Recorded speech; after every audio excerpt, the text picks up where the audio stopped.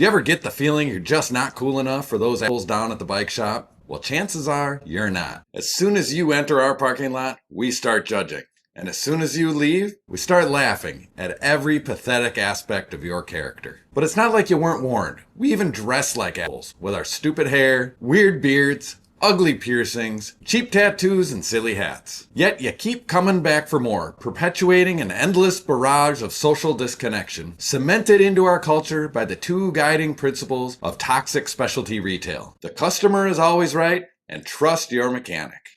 Well, lucky for you, as a Reddit-certified smug turd, I'm uniquely qualified to blow the whistle and finally reveal the top 10 bike shop customer stereotypes so you know exactly what's being said behind your back. Dentists. Middle-aged and fit as a fiddle, women want you and men want to be you. As if we didn't already know, the Oral Surge Vanity Plate explains the Project One Rail Plus and Domani SLR hanging off the back of your Cayenne Turbo S. Adorned in Lululemon athleisure wear and luxury leather driving loafers, we know you're untouchably chill and fresh from the club. Everything is Type A clean as a scalpel, but last week you noticed a little clicking noise coming from the derailleur on your Wednesday night road ride, and the mountain bike has been sitting since last fall. So obviously, they both need complete overhauls before you take them up north to the lake cottage and replace them with something new for down here. Oh, really? You'll bring us a six-pack if we get it done before tomorrow night? Thanks, bro. The entitled boomer. Everyone has already heard about the smoking deal you got on your one-owner, fresh off a lease, pearl white F-150 Platinum. You pull in slowly and make your own spot, because people always tend to work around you. As I approach, you step out revealing the white Skechers and matching mid-calf crew socks. With a striking whitened smile and impeccable hair, you ask, "Are you the owner? 'Cause you only transact with the top brass." "Well, that depends who's asking," I say, and it hits you right in the feels. Now, bonded for life, you proudly show me a pair of brand new shitty e-bikes you got for a smoking deal at the discount e-bike store in Arizona. Before you start mansplaining what they are and how they work, I tell you my commercial property policy won't cover them because the batteries explode while my kids sleep upstairs. But it's fine. Never mind how the Reaganomics behind your moderately successful career in financial planning just allowed China to sell you back the American dream your parents built for you. Hey, you can always blame Obama and watch Fox News for confirmation of a life well lived. Big Truck Alpha Bro.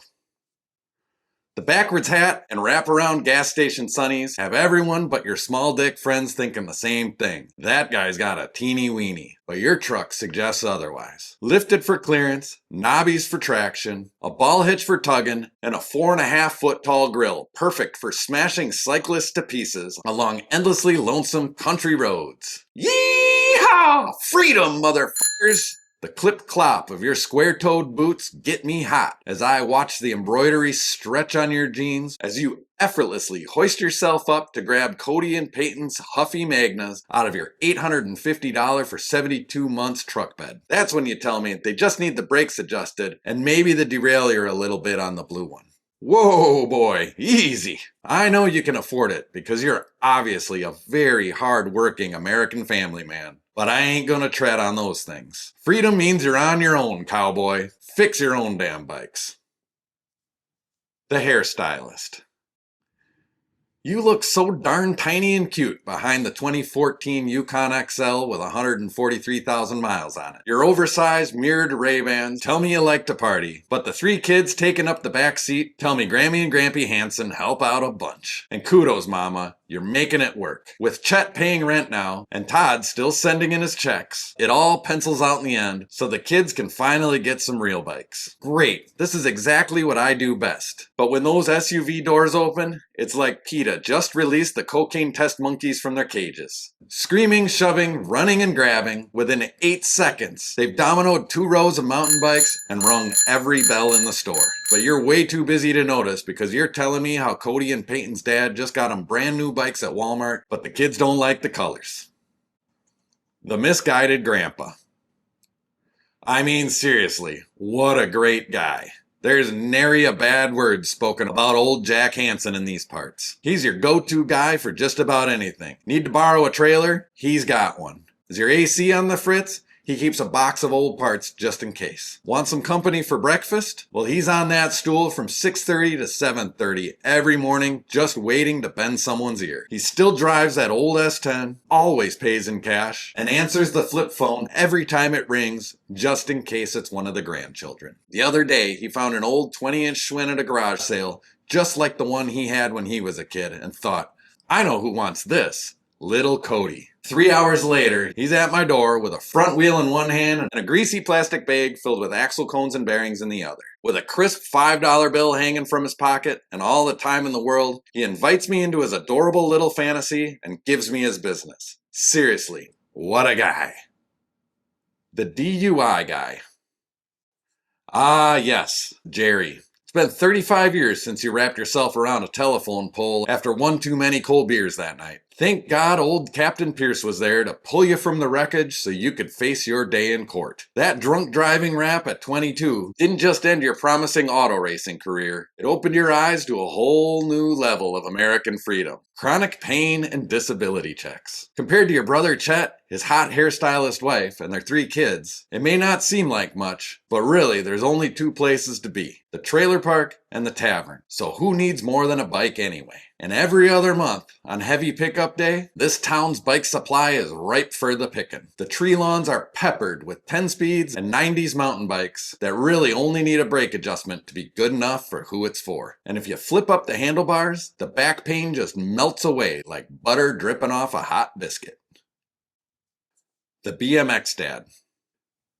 You've gotten a little round with time, but the youthful nod of your flat-brimmed hat keeps you feeling fresh. It's obvious. You're a fun guy and you know what's cool. You've become everything you wish your dad was for you, and now it's your turn to share the love. Your actually pretty hot wife's closet organizer project unearthed those old BMX action mags you've been holding on to all these years, triggering the moment you've been waiting for. It's time to throw Bodie and Skylar into the Gladiator and head down to the bike shop for a couple of PK rippers. Unfortunately, despite the irresistible lure of the branch manager promotion that ripped you from your inland SoCal roots, Omaha really doesn't have much more to offer you. You're a lone wolf in the BMX market here, and the kids are into ball sports. Recumbent Man.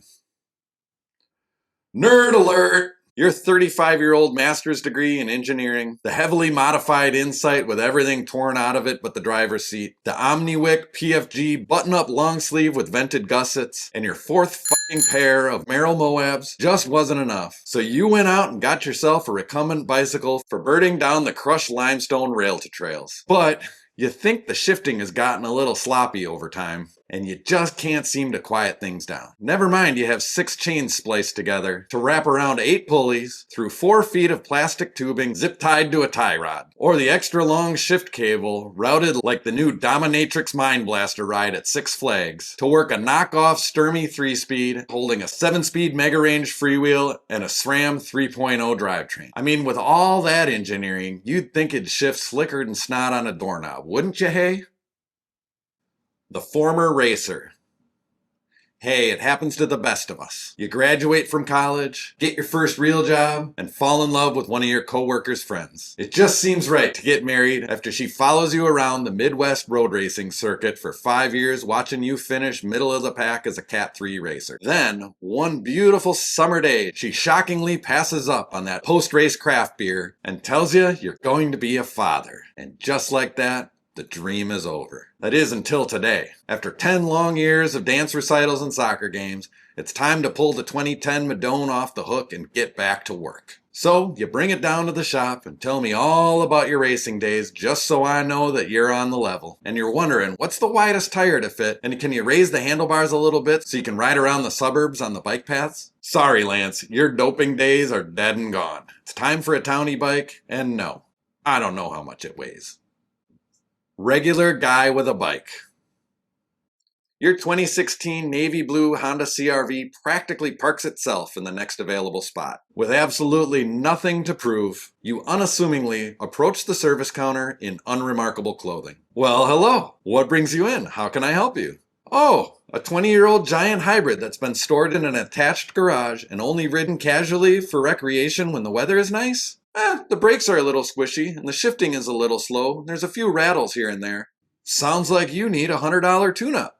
I don't even think you're going to need any parts replaced. Just some cleaning, lubing, and some quick adjustments, and that thing will be better than brand new. We should have that ready in a couple days and we'll shoot you a text when it's ready for pickup. Let me help you grab it from the car. Oh! You don't need to completely remove the quick release skewer from the wheel to get it off, and the springs go pointy side in. I know, it's a bit counterintuitive. Hey, do you watch YouTube? RJ the Bike Guy and Calvin from Park Tool have wonderful how-to videos on how to fix everything on a bicycle. You should really check them out.